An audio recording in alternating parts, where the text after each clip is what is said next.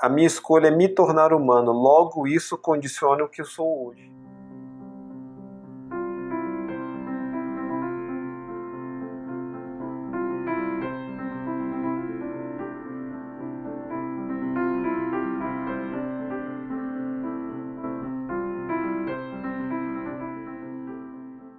Eu tenho fé, e não sou solitário nisso, de que a moralidade é uma coisa para se conhecer, é uma coisa para se ensinar, e é um conhecimento a se expandir, para que isso também expanda a vida. Por isso, ou porque a vida resulta de uma escolha. E o que eu quero dizer inicialmente é que a moralidade ela é uma oportunidade justamente para isso. É uma oportunidade, a moralidade dá uma oportunidade de eu fazer da minha vida uma escolha. Então a moralidade lembra que nós somos livres e que por essa liberdade a gente pode então dar o rumo que a gente deseja para a vida. Isso é muito importante no sentido de a gente acreditar e pensar e lembrar que nós podemos fazer da vida muito mais do que as circunstâncias querem fazer de nós. E quando se diz que a vida é uma escolha, que a vida resulta de uma escolha, é importante dizer que isso não tem nada a ver com uma ideia de meritocracia. O discurso da meritocracia é um discurso da quantidade, ou um discurso do desempenho pensado no tipo de sociedade que a gente vive. Vamos chamar assim de uma sociedade capitalista. Então o discurso da meritocracia está atrelado a desempenho escolar, está atrelado a salário, está atrelado a posição social, que resulta inclusive dessas duas coisas, né, de escolaridade e de dinheiro. Está atrelado a uma concepção de classe social. Né? E é um discurso com vários complicadores, né, que atribuem mérito àquilo que resulta não do mérito, mas que resulta das circunstâncias, que resulta da sorte. Então, quando eu quero falar aqui da moralidade, ou da moral, né, como sendo uma oportunidade, e isso significando o fato de que a moralidade ela pressupõe a escolha do que eu quero fazer da minha vida, isso quer dizer que diante da moral, ou pela moralidade, as pessoas estão na mesma condição. Então não existe aí uma ideia de superioridade ou de inferioridade.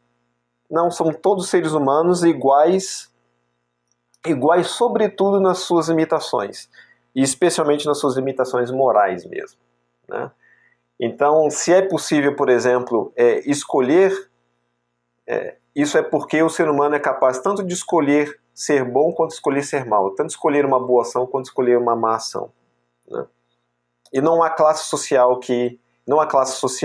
não há renda e não há escolaridade que elimine essa situação comum de todos nós. Né? Então falar sobre moral é uma forma de falar sobre a nossa condição de ser humano, não importando nenhuma circunstâncias. Tá bem? Então, não estamos falando de meritocracia e nem é possível falar de meritocracia quando a gente fala de moralidade.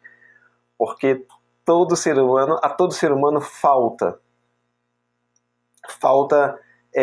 a perfeição, né? Falta a harmonia. Todo ser humano precisa buscar fazer esse esforço, melhor dizendo, esse esforço que a moral impõe, porque nós nascemos em falta, né? A vida ocorre em falta. Então nós percebemos a nossa incapacidade de agir bem o tempo inteiro, né? E nós percebemos a incapacidade dos outros agirem bem o tempo inteiro. Grande parte do nosso sofrimento vem disso, nós diante de nós mesmos e nós em relação com os outros também. Então a vida é uma vida... uma vez que ela é cheia de problemas, uma vez que ela é também cheia de sofrimento, é uma vida de falta. E assim como isso tudo é fato, a moral também é fato.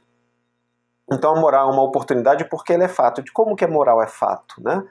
que assim como existem problemas, assim como existe sofrimento, assim como as coisas existem, existe também a nossa tendência de identificar as coisas que são positivas, que são negativas, que parecem boas, que parecem ruins.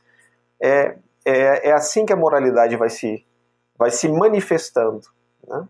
Então, mesmo que ela seja caduca, mesmo que moralidade e moral sejam palavras caducas, sejam registradas dessa maneira, eu mesmo não sinto desse modo. Eu adoro a palavra moralidade, ela soa bem para mim. Mas ainda que pareça caduca, nós lidamos com moralidade. A gente sente uma pessoa íntegra e gentil, a gente vê e percebe dessa maneira, a gente sente e percebe uma pessoa pilantra, vamos chamar assim, né? Uma pessoa que não tem intenção de agir corretamente, de agir de uma maneira construtiva e respeitosa. E isso é a moralidade, né? Isso sinaliza a moralidade que está em nós. A gente aprova e a gente reprova. De certa forma, isso é inevitável, porque o que a gente tende a aprovar e a desaprovar tem a ver com representar o humano no sentido daquilo que a gente quer como sendo humano, e tem a ver com rejeitar aquilo que a gente não quer no humano, né? Então é esse impulso de não aceitar tudo que manifesta a moral, né? Nesse sentido que a moral é um fato. E a gente não aceita tudo somente em relação ao outro, a gente não aceita tudo em relação a nós mesmos. Tem coisa que a gente acha que precisa fazer, que a gente sente como sendo bom fazer, a gente sente como sendo correto fazer, né? Ajudar um amigo que está em necessidade, a gente sente que precisa fazer isso. E tem coisas que a gente acha que não deve fazer, que a gente não pode fazer, né? Então esses dois sentimentos de fazer algo que a gente acredita que é bom e que vai parecer realmente bom, vai ajudar alguém, e se recusar a fazer uma coisa que a gente sabe que vai prejudicar, então isso também é a moral. Então mesmo que moralidade sejam palavras caducas, a nossa relação com isso não é caduca, né? Essa relação ela é atual a todo dia e a quase a todo instante. O que eu então estou tentando dizer é que moral é uma oportunidade porque moral afirma a escolha. Ou seja, a moral afirma a liberdade. Se eu não posso escolher, se eu não tenho a liberdade de escolher, não há moralidade então. E não pode ver a moralidade, porque moralidade também não pode prescindir de responsabilidade. Ou seja, eu tenho de fato o livre-arbítrio, eu tenho capacidade de fazer uma escolha independente das minhas circunstâncias, e eu vou responder por essa escolha. E justamente porque eu respondo por essa escolha, né, eu tenho uma atitude que posso se chamar de moral, né, porque eu posso ser responsabilizado por ela. Então a oportunidade que a moralidade dá é a oportunidade de eu escolher. Por isso que é interessante pensar, né, o quão não caduca é a moralidade, uma vez que ela afirma justamente a liberdade que a gente tende a prezar e sobre a qual a gente pensa e discute. O ponto é o que está atrelado a essa liberdade, né? E aí vai a questão que vai se aproximar da pergunta que o João fez, né? Se a moral é um fato, né? Mas se a moral, ela bem entendida, ela traz um dever de eu escolher agir moralmente é agir então de uma maneira digna, né? Digna em relação a mim mesmo, em primeiro lugar, e digna em relação ao outro, no sentido de respeitar o outro. Não há como escapar de moralidade sem pensar nisso, sem pensar a dignidade que eu também reconheço. Então, se ela coloca também, se ela como fato, ela coloca um dever, de onde vem esse dever? Então, essa é uma pergunta-chave da moralidade. Isso vai nos colocar em dois caminhos muito distintos. Então, como eu falei, isso tem a ver com a pergunta do João, né? Ela deriva de um conhecimento a priori ou de um conhecimento empírico? Então, a tradição filosófica, especialmente remontada especialmente no que diz respeito ao pensamento ocidental. No pensamento, então, a tradição remontada à Grécia, a Aristóteles, a Platão, né? Essa tradição, ela vai entender que a moralidade, se ela é um fato, mas é um fato que impõe um dever, ela então vai dizer que a moralidade ela precisa vir de outro lugar. Porque neste mundo só existem fatos. E os fatos em si, eles não têm valor, né? Então, vamos pensar aqui nessas máquinas que nós usamos. Elas apenas existem, né? E mesmo nós, seres humanos, nós apenas existimos. Então não há um valor em si. As coisas são. Se elas começam a parecer mais do que apenas serem, se elas começam a ter um valor, ou seja, se elas começam a dizer para mim, isso deve existir, isso deve ser de determinada maneira, ou, para a gente voltar ao tema da moralidade, eu devo agir de determinada maneira, né? Esse dever, esse valor, ele precisa ter uma justificativa, ele precisa ser explicado. Olha, por que eu devo, né? Por que eu não posso sair por aí e fazer mal aos outros, conforme o meu prazer, conforme o meu egoísmo? O que me limita, o que me manda fazer diferente? Então essa é a discussão do valor, né? Ou seja, por que o ser humano, por que para o ser humano é colocada a orientação que é um dever de agir moralmente? De onde vem esse valor? Então os gregos vão dizer, eu estou pensando especialmente em Platão, os gregos vão dizer, isso precisa vir de outro mundo, porque aqui na Terra esse é o mundo das coisas, como as coisas são, né? Elas apenas são. Então esse dever precisa vir de outro lugar, de outro mundo até. E é aí que a discussão sobre moral, ela se aproxima e ela se mistura com a discussão ou com a mentalidade religiosa também. E a religião, mesmo a religião grega, e em Platão a religião aparece como sendo essa visão do cosmos, como sendo o ser, né? E o ser é harmônico, o ser é perfeito, né? Essa discussão religiosa ela se resolve porque existe justamente uma ideia, uma figura de divindade, né? De uma divindade que é boa, uma divindade que é perfeita. Então o dever ele emana disso. Então o dever ele emana desse ser perfeito, do bem, né? Então isso seria uma ideia, um conhecimento a priori. Os gregos precisaram dessa solução. A gente precisa então ver que a fonte da moral ela está em outro lugar. Ela está em outro mundo, porque esse mundo é o mundo da falta, é o mundo da imperfeição, né? E é justamente, os gregos vão dizer ainda isso, é justamente porque o bem é ausente, a gente precisa da moral. É por causa disso que a gente precisa da moral. Só que essa moral vem de um outro mundo, vem de um Deus. Mas olha que interessante, né? Essa justificativa para a necessidade de moral é uma justificativa que, inclusive, prescinde da religião, né? Mesmo um materialista ou mesmo um ateu, ele pode pensar da mesma maneira. Ora, o bem, ele como um bem absoluto, ele é ausente das nossas vidas, ele é ausente da nossa experiência terrestre. E porque é ausente, a gente precisa da moral, a gente precisa trazer o bem, né? Então os gregos pensariam, bem, esse bem está em outro lugar, né? Está em outro mundo, e ele precisa então ser realizado aqui. Mas a sua fonte é divina.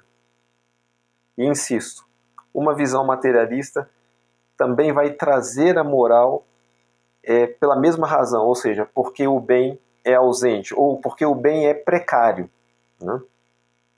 Então ele também vai ser trazido. Mas aí o materialista, ou o ateu, ou a visão científica vai dizer, não, mas ela não virá de um Deus. Ela virá do nosso próprio engenho, né? da nossa própria visão e desejo de bem, de ordem, de harmonia. Então, essa é a primeira maneira de entender a fonte da moral, né? Ou ela vem de um transcendente divino, ou ela vem de um transcendente humano, né? de uma visão que o próprio homem tem de um bem. Né? E esse bem, então, é representado na nossa ação, é representado na Terra. Então essa é uma visão, né, para justificar por que a moral é um dever. Mas existe, sim, um conhecimento empírico que fala da origem da moral. E esse conhecimento empírico é o conhecimento que vem justamente de ciência empírica, é um conhecimento que vem especialmente da primatologia, do estudo dos primatas. Né? Então, é o momento em que se retira a discussão da mão dos filósofos, né? Ou se estende a discussão para além da mão dos filósofos e admite essa discussão também sendo feita pelos cientistas empíricos. Né? Por exemplo, a primatologia, ou os primatólogos, que vão ver em espécies semelhantes a nós, já em espécies semelhantes a nós, mas inclusive dentro da classe de mamíferos, vão ver o cuidado, vão identificar o cuidado, vão identificar a empatia, vão identificar o altruísmo. Então, essas atitudes que vão para além do interesse próprio, e que são inclusive realizadas às custas do interesse próprio, em função do bem de um outro, então isso caracteriza a moralidade, e isso já é encontrado em espécies das quais nós vamos evoluir ainda. E aí esses biólogos, e Darwin teve essa visão, mesmo Adam Smith também teve essa visão, de que há algo além do interesse próprio, há algo além do interesse exclusivamente pessoal, há algo além de utilitarismo. Há também impulsos no homem, né, no ser humano, que o permite ver a necessidade do outro e se interessar pela necessidade do outro, abrindo mão de interesses próprios. Nova pausa para ler o que vocês vão escrevendo, né? E aqui no Instagram agora, ou no Miriana, discussão sobre a ética em torno da inteligência artificial inclui tudo isso. Muito bem, eu até não acompanho essa discussão no Miriana, a gente pode ver isso mais. Aí você diz aqui, lembrar de Blade Runner. Em Blade Runner tem algumas coisas interessantes, eu não sei a que exatamente o Numeriano se refere, mas os replicantes, eu acho que assim se chamavam, né? Aqueles seres de engenharia que eram humanoides, né? Que pareciam seres humanos, eles eram escravos, né? Então, primeiro, isso já é uma manifestação de uma questão moral lá no Blade Runner, mas também o fato de que eles estão querendo escolher viver e querendo escolher a vida também, né? Essa é outra questão que está lá. Eles estão lutando para poder escolher escolher como seres humanos. Essa é a luta que está lá já no primeiro Blade Runner. Então essa é uma lembrança interessante, Numeriano.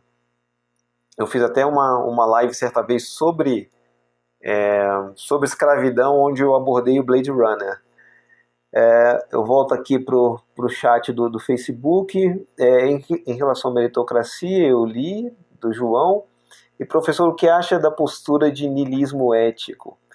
Pois então, a postura de niilismo ético tem a ver com essa de que o comportamento moral ele é hipócrita, né? Que se age moralmente porque você tem medo das consequências de certas ações, ou porque você não tem a habilidade de cometer certas ações. Então eu não vou roubar porque eu tenho medo da punição. Ou eu não vou roubar alguém porque eu não sei fazer isso de uma maneira hábil o suficiente para me livrar dessas responsabilidades e das consequências disso. Né? Então, se eu entendo o que você quer de falar de um niilismo ético, ele nega a ética, ele nega a autenticidade da ética. E quando eu vou, então, e quando eu recorro à identificação da moralidade já na biologia, isso é uma forma de justamente se afirmar a moralidade de uma maneira empírica. Né? A moralidade ela se manifesta empiricamente, porque ela está nas relações. Por que ela está nas relações biológicas já? porque a moralidade ela é importante para favorecer a própria sobrevivência. Eu preciso cuidar da cria, eu preciso me dedicar à cria, eu preciso de entregar as minhas energias e meu tempo à cria para auxiliar a sua sobrevivência. Eu preciso de ajudar um semelhante de um grupo que se forma, porque é o grupo que garante também a sobrevivência dos indivíduos, né? Então, as ações de colaboração, as ações de solidariedade, as ações de altruísmo, elas têm essa razão de sustentar a vida. E por isso que na biologia, moralidade e vida, essas duas coisas estão atreladas. E a gente pode dar um passo além, que moralidade, vida e corpo estão atrelados também. Eu vou me estender mais sobre isso. E o João ainda escreve, na verdade, a obra toda de Philip K. Dick tem muitas questões éticas interessantes. Obrigado por mencionar isso. Eu já li algumas coisas de Philip K. Dick, já vi alguns filmes baseados na obra dele, mas não tinha essa percepção, faz muito tempo que eu não leio K. Dick, dessas questões éticas ali. Obrigado, porque eu vou inclusive retomar K. Dick, ficção científica eu gosto muito, para tirar dali algumas dessas questões éticas. Escutei uma vez que o homem é tão egoísta que ele precisa acreditar que ele vai ter uma recompensa em outro mundo para fazer o bem nesse. Sim, essa é uma das acusações clássicas, né, em relação à moralidade ou à autenticidade da moralidade. Sim, eu não diria que por isso o homem é tão egoísta, né? Eu diria que as necessidades, e se o egoísmo for entendido dessa maneira, está tudo bem, né? Que as necessidades e a precariedade da vida do ser humano, elas são muito intensas, né? Então isso exerce uma grande pressão. E isso me dá a oportunidade justamente de explicar o seguinte: para os gregos, a moral tanto no sentido de que ela vem de outro lugar, de outro mundo, que ela precisa ser assim para se contrapor ao corpo. Porque o corpo é o campo das necessidades, é aquilo que obriga o homem a se dedicar tanto aos desejos quanto às carências que o corpo impõe a ele. Então, para o pensamento grego, a moral tem que estar fora disso. E uma vez que ela precisa estar fora disso, ela então vem de outro mundo. E quando eu trago a visão empírica, essa visão empírica mostra que também está no corpo inclinações morais, né? Então, quando eu reajo com empatia, quando eu sinto, quando eu sofro por causa do sofrimento do outro, quando eu me emociono, então, por causa do sofrimento do corpo, isso já é do sofrimento do outro, desculpe, isso já é o meu corpo reagindo por inclinação, por uma espécie de adesão moral, né? Então há o egoísmo, sim, mas também há o altruísmo no ser humano. O ser humano é feito dessas duas coisas, né? E essa lógica de recompensa existe para estimular, não é? Para estimular as pessoas a agirem bem. Eu diria que isso também é necessário, mas não é necessário para todo mundo, né? Há pessoas que amam agir pelo bem, né? Elas acatam essa obrigação independentemente de céu e de recompensa. Isso há também, né? E é isso que é importante também se perceber, isso que é importante se admitir, e isso que é importante também até divulgar, né? É que há essa capacidade de altruísmo genuína, né? De fazer algo por alguém sem ter a recompensa. Essa é a grande... Apesar de haver, né, na Bíblia e no Novo Testamento especialmente, né, toda essa ideia de céu, há uma grande ênfase nas palavras de Jesus, né, de se fazer o bem não de quem se espera ou se pode receber uma coisa de volta. Esse incentivo é muito claro lá vamos chamar assim, na ética de Jesus, né, por exemplo, como na compreensão moral, da ação moral de vários outros sábios, né? Os gregos, como eu estou citando, né? Mesmo Platão. Tá bem? Assim que eles entendiam a ação moral. E se a gente pensar também num filósofo como Kant também. Então, para eles, toda ação moral é ação desinteressada. O ser humano é capaz disso? É claro que é capaz disso. Toda essa negação dessa capacidade é uma negação que provém dessa mentalidade utilitarista, que é muito útil e funcional para o tipo de sociedade capitalista em que se vive, né? Onde se acredita que só há interesse próprio. E a pessoa que mais escreveu, o autor, né, o pensador que mais escreveu sobre interesse próprio, um dos que mais escreveu sobre isso, que é Adam Smith, é ele mesmo que fala que também o ser humano é feito do que ele chamava de simpatia, né? Porque não havia naquela época o termo empatia. Então ele mesmo acreditava que além desse interesse próprio existe essa nossa capacidade, essa nossa inclinação para o vínculo em relação à necessidade do outro. Então, nosso impulso de proteger, nosso impulso de ajudar, isso também é verdade. E o que eu dizia, então, para voltar ao ponto a moral não precisa vir de outro lugar, como acredita essa tradição grega. A moral não precisa vir de outro mundo. A moral não precisa nem vir apenas, né, de um nível transcendental da mente humana, de criação da mente humana, porque ela está nas capacidades da mente-corpo, né? Notem que essa visão, como eu falei, grega, ela diminui o corpo, né? Na verdade, ela rechaça o corpo. Por esse pensamento grego, a liberdade estaria, na verdade, depois da morte. É o que se assemelha muito à visão cristã, né? Porque é quando se estaria livre das imposições do corpo. Mas a visão empírica, científica, que olha para o mamífero e que olha para o primata e que sabe que nós derivamos disso, evoluímos disso, nos tornando seres complexos, a gente se desenvolveu trazendo essas capacidades, que são as capacidades que o mamífero começou a elaborar, que é a capacidade de se importar com o outro, né? E é daí que vem a moral, então. Então, quando se pensa que a moralidade é uma oportunidade porque ela traz a liberdade de escolha, né? E quando se pensa que essa escolha pela moralidade, ou seja, quando essa escolha é pela dignidade, pelo bem, quando isso é tido como um dever, isso é um dever porque a própria biologia diz que nós precisamos disso para viver, para a gente existir, para a gente conservar a vida.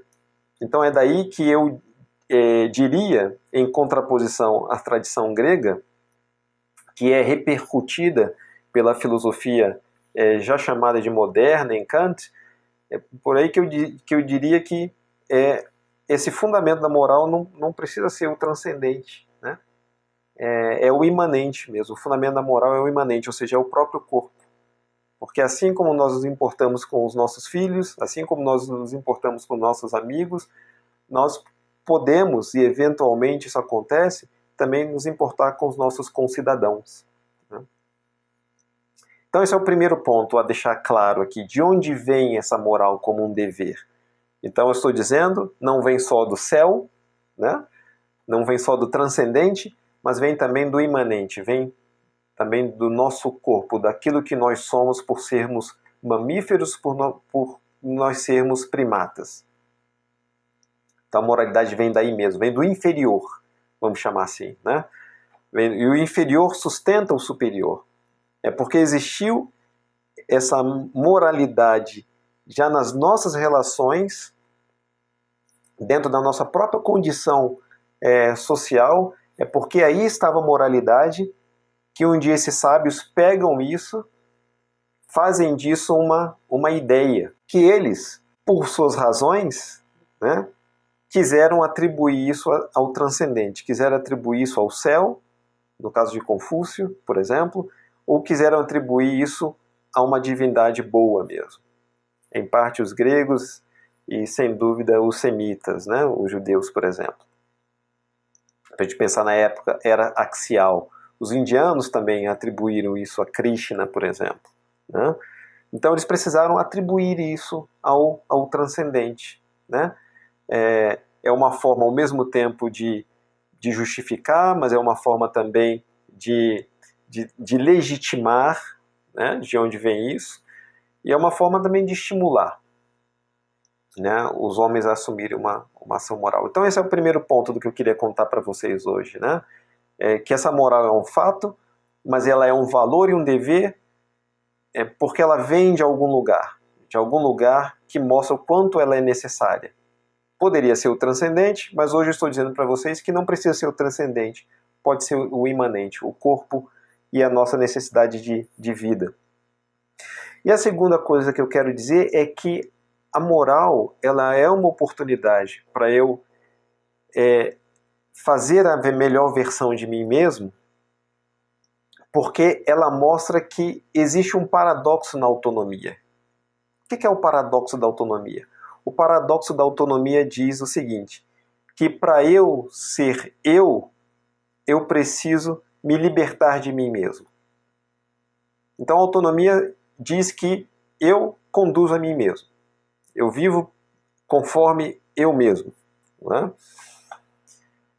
Mas a moralidade diz, você vai ser cada vez mais autônomo quanto mais você se libertar de você mesmo.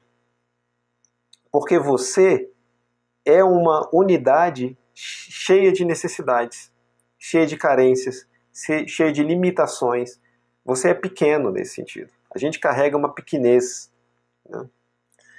E a gente precisa, então, para expandir, a gente precisa de renunciar em muitos aspectos a nós mesmos, senão a gente vai viver em função somente das nossas necessidades, dos nossos desejos, dos nossos prazeres, do nosso egoísmo, como já foi mencionado hoje aqui, né?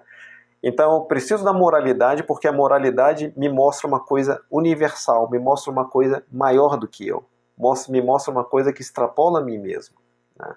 Ou seja, por meio da moralidade que eu olho e vejo, eu me vejo como um ser humano que, por ser humano, em primeiro lugar, é um mamífero, e o mamífero está vocacionado para cuidar. Esse é o primeiro universal. Mas eu também me vejo como ser humano e lembro ou reconheço que para o ser humano foi colocado um projeto. E essa é uma coisa muito importante. Então tem aí uma relação de humanidade com uma finalidade, né? Para que eu sou ser humano? O ser humano ele não apenas é. Ele é livre porque ele pode decidir o que ele vai ser. Ele pode decidir para onde ele vai rumar. A humanidade, primeiro por essa base biológica, mas também por uma tradição cultural que a humanidade desenvolveu, foi definido que a finalidade da humanidade, o destino da humanidade é se tornar humana, né? O destino de um ser humano é se tornar humano, é se tornar, está lá na frente, né? E isso é de novo a oportunidade que a moralidade dá para nós, né? De fazer uma escolha que vai definir o que é pela finalidade, pelo fim.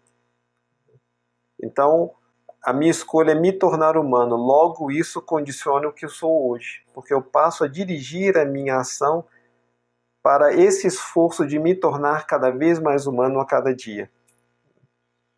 E esse cada vez mais humano é cada vez mais digno, digno de mim mesmo, digno em relação à minha própria dignidade e também digno no sentido de reconhecer a dignidade do outro também. Então essa é a minha finalidade. Então o ser humano ele é um projeto, ele não está pronto, ele não está fechado.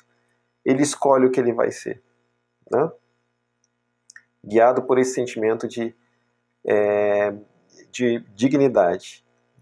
Então ele assume essa exigência porque, primeiro, é para onde essa moralidade que já começa no mamífero aponta e é para onde essa humanidade do projeto humano definido pelos sábios, né, definido por essas autoridades morais, colocaram para o ser humano.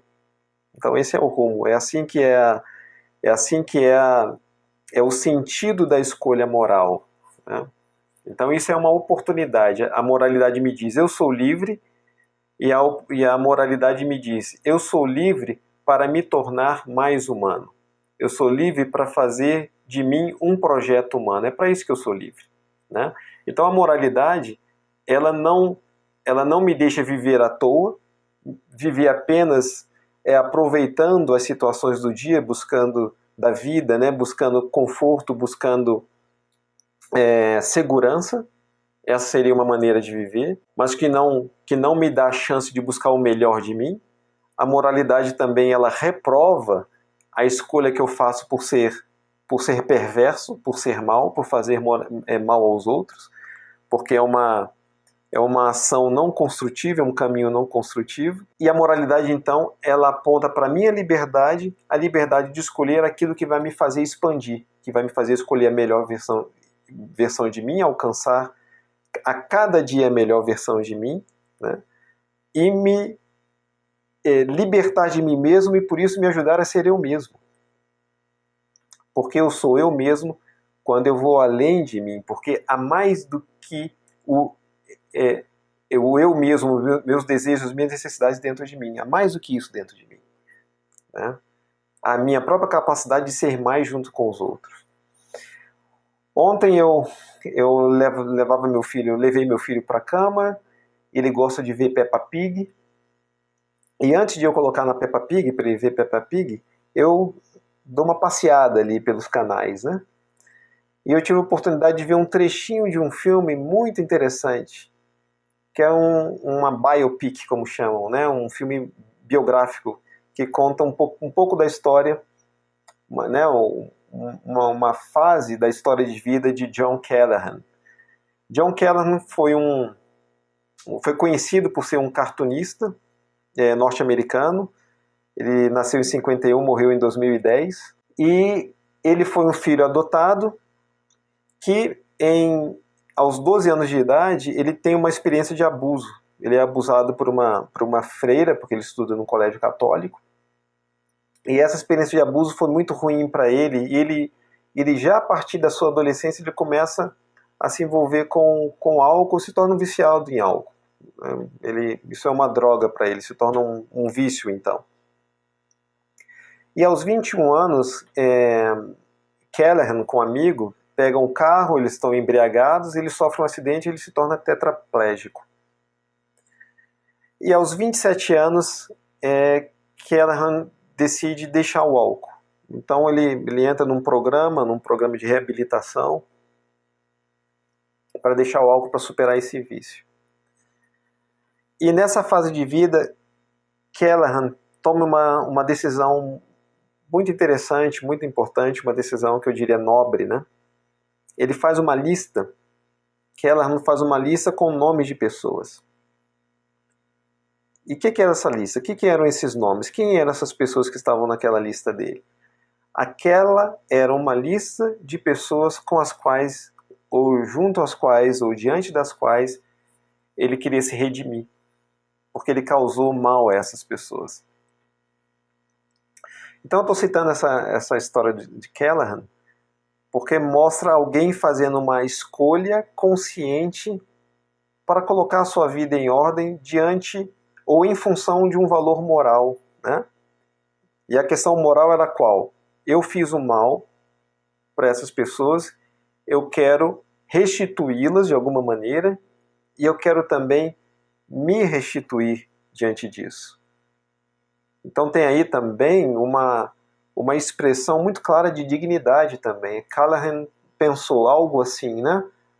Eu não sou digno dessas atitudes, eu não sou digno dessas ações. Eu preciso colocar uma coisa no lugar disso, eu preciso substituir isso, né? Essas são as ações que eu não quero mais na minha vida. Eu quero deixar isso de fora. Eu estou falando da atitude de um cartunista que foi conhecido por fazer tirinhas, desenhos que eram tidos como politicamente incorretos, inclusive. Ele tinha um humor muito ácido, né? Então era essa a arte dele. Mas mesmo assim, ou mesmo com essa arte, ele entendia que para além desse papel, né, de um artista, de um cartunista, ele tinha que corrigir, vamos chamar assim, o seu papel como pessoa, que na verdade é o papel mais básico que nós temos. Eu já disse certa vez aqui, né, por isso que eu gosto de cumprimentar você, de querida pessoa, né? Porque pessoa é um papel específico, pessoa é o nosso papel mais básico, é como nós somos e existimos, e por meio do qual todos os outros papéis nossos acontecem, né? E Keller faz exatamente isso, ele vai procurando as pessoas e vai se desculpando. Naquela época eu fiz isso, naquela situação eu agi assim, eu queria que você me perdoasse, eu quero me redimir. E tem um momento muito importante no filme que, aquele que parece um guia para ele, eu não peguei o filme inteiro, como eu falei para vocês, ele diz assim, mas e perdoar você? Quando você vai perdoar você? Então restava ainda perdoar ele mesmo. Ou seja, restava ainda ele restituir a dignidade dele diante dele mesmo. Isso ainda cabia. Então Callahan é um exemplo interessante, eu diria que um exemplo muito completo do que é buscar a melhor versão de si pela integridade. Está tudo ali naquela vida, né? E a última pessoa com a qual ele tem que se haver é a mãe dele. Ele não consegue, inclusive, fazer isso. Eu não entendi porquê, mas eles se separaram em algum momento da vida e ele não consegue encontrar novamente a mãe. Então é a pessoa com a qual ele queria também acertar as contas, nesse sentido, as suas próprias contas, né? Então, toda essa conversa moral, ela não tem a ver com moralismo, porque ela não tem a ver com julgar os outros, né? Ela não tem a ver com isso, ela tem a ver com buscar um padrão de vida. Então, quando essa discussão moral é assimilada com julgamento dos outros, em separar, em reprovar os outros no sentido de rechaçar os outros, né, de ficar perseguindo, observando os outros para ver o que os outros estão fazendo de bom ou de ruim, isso está fora, isso não leva à melhor versão de si, né, isso é um equívoco. O acerto nessa discussão é fazer a autocrítica para buscar essa melhor versão de si. Esse é o acerto nisso, né? E para terminar, eu quero deixar no que diz respeito à minha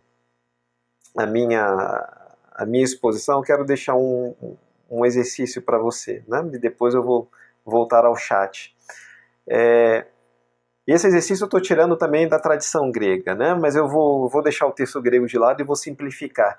Imagine que você encontra um anel e esse anel te faz invisível.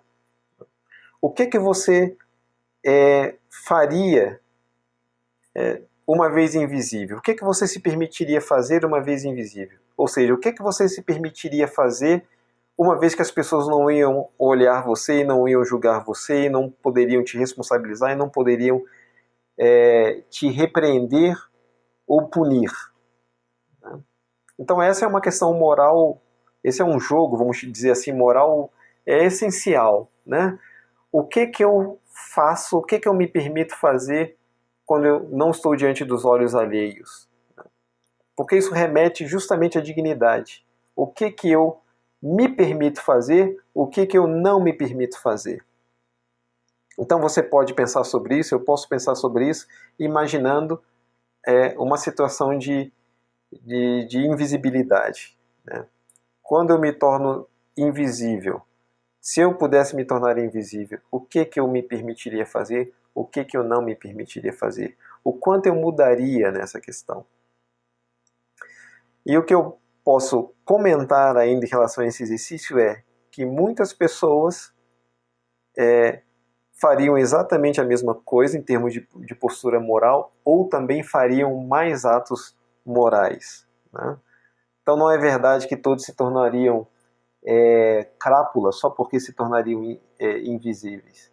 E se você descobre que você se permitiria fazer alguma coisa negativa, desrespeitosa ou indigna porque se tornaria invisível, então eis aí um exercício para você fazer a autocrítica e rever ou conhecer a sua própria moralidade, né? Porque algumas pessoas não se permitiriam fazer uma coisa indigna porque elas não conseguem se tornar invisíveis diante delas mesmas, né? Então isso é um nível de autonomia, né? Quando eu olho para mim mesmo e eu Só quero atribuir a mim ou permitir para mim algo que me permita me sentir digno. E no final, essa é a grande oportunidade que a moralidade dá, como Callahan estava procurando. Callahan queria chegar ao final da sua vida e se sentir digno. A grande oportunidade da moral, quando se diz escolha como viver, é me dar a oportunidade de olhar para mim e me sentir digno. E de chegar lá na frente da minha idade avançada, espero que todos nós aqui tenhamos uma idade avançada, que eu possa olhar e pensar, poxa, eu vivi bem, né? A vida valeu a pena porque eu fiz as boas escolhas. Tá bom, querido, querida? Eu vou ler aqui as últimas mensagens no chat. Se libertar de si mesmo é negar os desejos? Obrigado por fazer essa pergunta, é isso mesmo, né? Fazer bem, se libertar de si mesmo significa renunciar, é isso mesmo. Eu preciso renunciar a certos prazeres que só são prazerosos para mim e não é para o outro. É isso mesmo, assim eu me liberto de mim mesmo. Quando eu renuncio certos desejos, né? Que não são edificantes para os outros. Né? E quanto a eu ser eu e as minhas circunstâncias, né? Como diz o filósofo espanhol, sim, eu sou eu e as minhas circunstâncias para que eu as conheça e não as trate como um determinismo. Para que eu saiba como ser livre nelas. Essa lista de Callahan que você citou é um passo dos grupos de autoajuda. Fizemos um profundo e destemido moral de si mesmo e faremos uma lista de pessoas a quem devemos reparação. Obrigado por esse esclarecimento, João. Eu não sabia, mas é isso que está lá no filme mesmo. Então ele vai para um programa de reabilitação e ganha essa lista para então se reabilitar. Excelente. Se chama de um inventário moral.